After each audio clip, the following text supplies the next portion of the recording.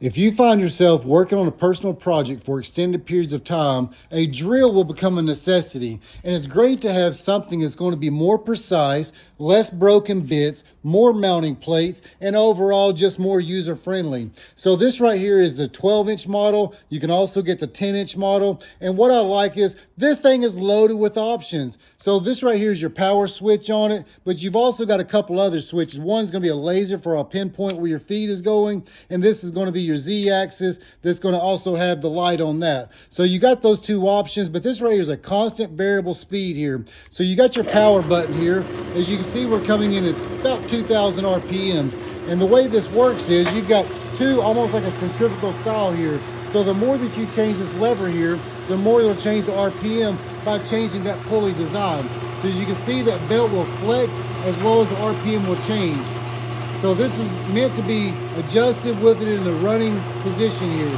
So it's a super nice range on it, but this right here is a 5-amp motor, and you're talking, 580 RPMs to 3,200. And this is a 12-inch benchtop press model here. So a few other things I like about it: you've got a mounting plate here that you can tighten, but you can rotate this top plate here, and then you also have the adjustment slide for running larger material on it. So this is about an 8-inch slide on this right here. So in addition to that, you've got a bump stop here that you can set for your preload of how deep you go into it, and that's going to be a range all the way up to 3/4 of an inch.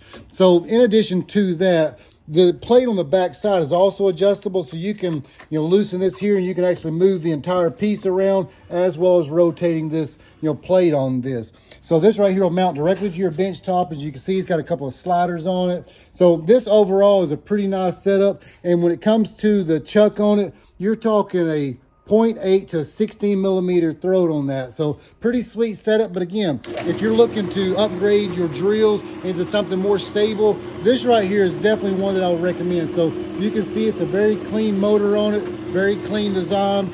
This right here is pretty good size now. So if you want to find more details on the 10-inch or the 12-inch, you can check the link down below and find out what's available. But as you see, this one right here also has the crank style design on it. So that way you can just raise it up without having to do the wiggle worm to get it up or to go down. So pretty sweet setup here, especially with the variable constant speed there. Super neat setup.